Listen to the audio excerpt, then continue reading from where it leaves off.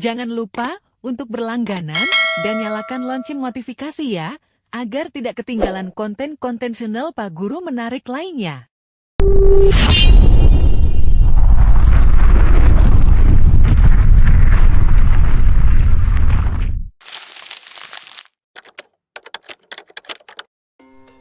Bismillahirrahmanirrahim. Assalamualaikum warahmatullahi wabarakatuh. Berjumpa lagi bersama saya Benny Robiansyah, calon guru penggerak angkatan 8 dari Kabupaten Tasikmalaya. Saya ucapkan terima kasih kepada Ibu Dewi Daryati MPD sebagai fasilitator serta Ibu Elis Listia SPD sebagai pengajar praktik yang membimbing kami selama 6 bulan ini. Pada kesempatan kali ini saya akan menyampaikan jurnal refleksi dwi mingguan yang ke-11. Jurnal refleksi ini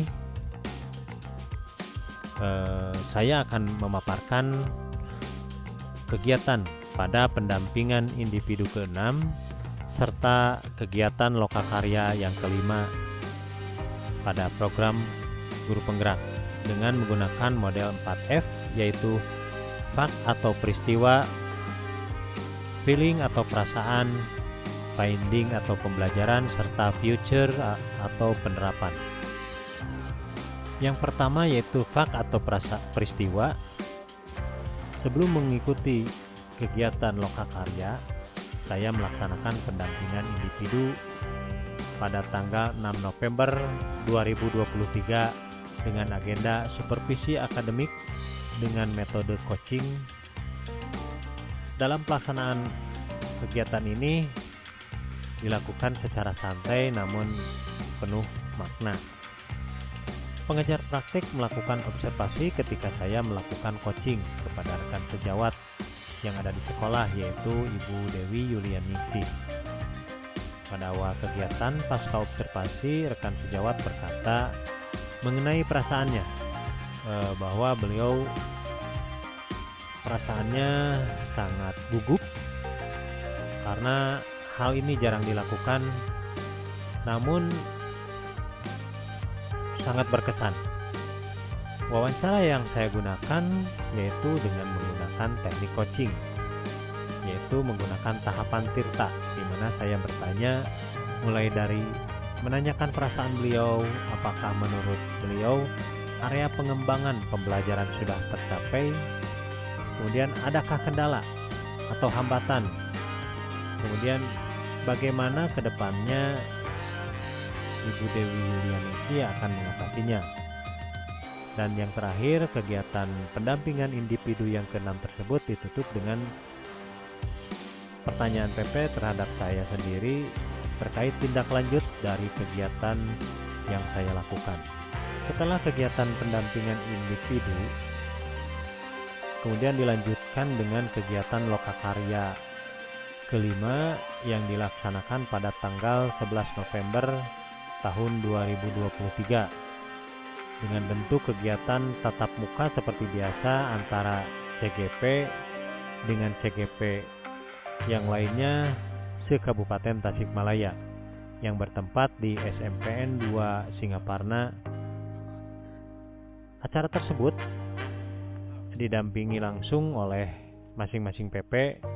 Pada lokakarya ke-5 ini berfokus pada program positif yang berdampak baik pada murid.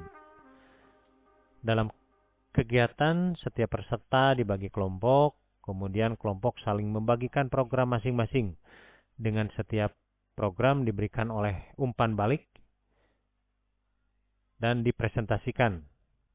Kami diminta untuk membuat gambar ilustrasi tentang harapan masa depan, output peserta didik atau siswa, serta peran guru dalam memberikan pembelajaran. Kegiatan selanjutnya kami ditugaskan untuk mempresentasikan program positif yang berdampak pada murid. Program yang dipresentasikan dengan menggunakan alat bantu bagja, yaitu B. Buat pertanyaan, A. Ambil pelajaran, G. Gali mimpi, J. Jabarkan rencana, dan A. Aksi. Namun pada lokakarya ini hanya pada tahapan BAG. Untuk tahap buat pertanyaan dari program yang saya canangkan yaitu pojok literasi.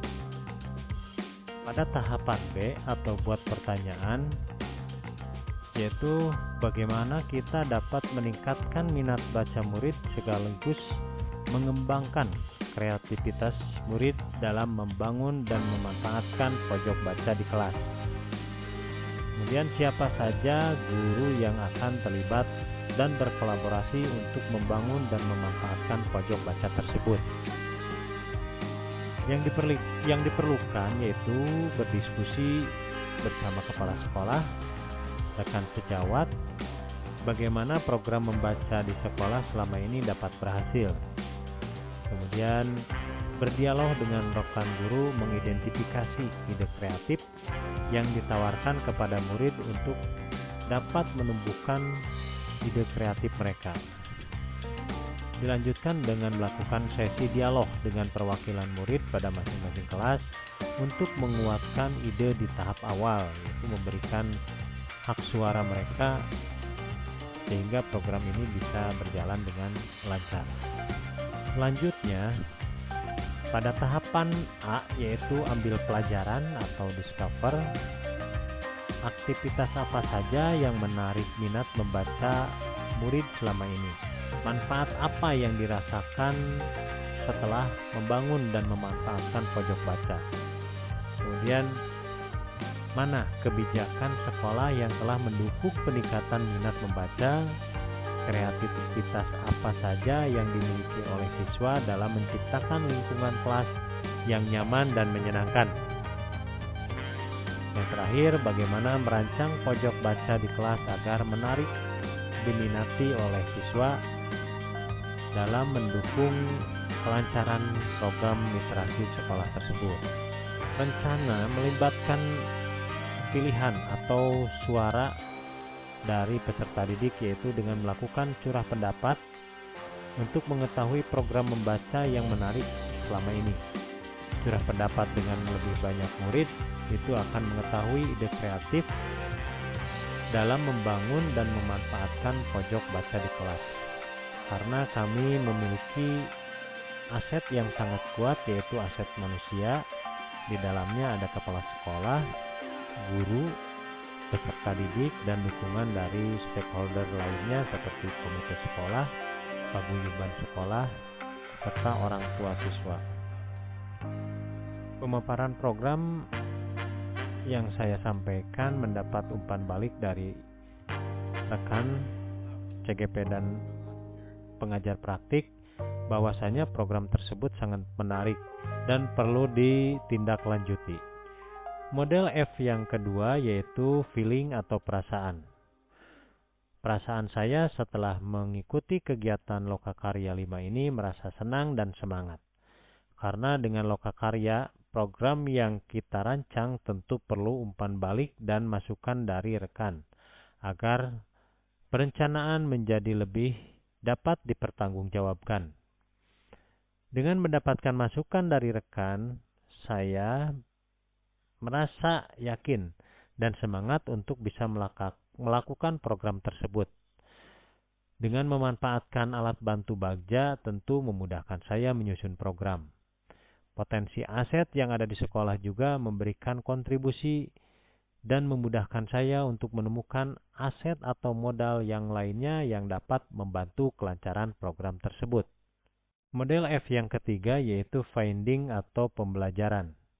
Banyak ilmu yang saya pelajari dari kegiatan Lokakarya ini, mulai dari filosofi Ki Hajar Dewantara, bahwa seorang guru atau pendidik tugasnya menuntun, bukan menuntut, yaitu menuntun segala kodrat yang ada pada murid, agar mencapai kebahagiaan setinggi-tingginya, baik sebagai manusia maupun sebagai anggota masyarakat, kodrat alam dan kodrat zaman. Dengan demikian, tugas pendidik harus membuat program yang mengantar murid menjadi manusia yang berbahagia, secara individu maupun sebagai anggota masyarakat. Kaitannya dengan filosofi tersebut yaitu saya membuat program pojok literasi yang berisi tentang aktivitas siswa. Bagaimana siswa tersebut yang ada di sekolah kami menggemari, menyenangi, mencintai literasi sebab buku adalah gudangnya ilmu. Dan kuncinya adalah membaca. Hal tersebut tentunya sangat berkaitan erat dengan modul 3.3, yaitu tentang program yang berdampak pada murid. Salah satunya dengan menumbuhkan kepemimpinan murid melalui penciptaan karakter lingkungan yang menumbuhkan keterampilan sosial di sekolah. Program tersebut juga sejalan dengan filosofi KHD bahwa pendidikan hendaknya menuntun murid sesuai dengan kodrat alam dan kodrat zaman. Kegiatan pojok literasi bertujuan untuk mengembangkan karakter profil pelajar Pancasila, terutama pada dimensi beriman dan bertakwa, bergotong royong, mandiri, dan kreatif yang terintegrasi dengan rangkaian kegiatan Bagja. Penyusunan tahapan Bagja juga aset atau modal yang ada di sekolah yang dapat dimanfaatkan agar berdampak pada murid. F yang terakhir yaitu future atau penerapan.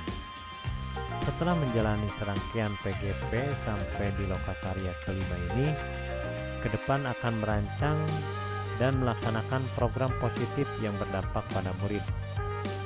Program yang akan dirancang tidak hanya sebatas pada kokurikuler, tapi intrakurikuler dan ekstrakurikuler.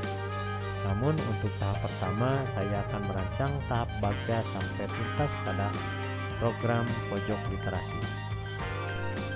Demikianlah jurnal refleksi ke-11 yang bisa saya sampaikan terkait pendampingan individu ke-6 serta lokakarya ke-5. Terima kasih atas perhatiannya. Assalamualaikum warahmatullahi wabarakatuh.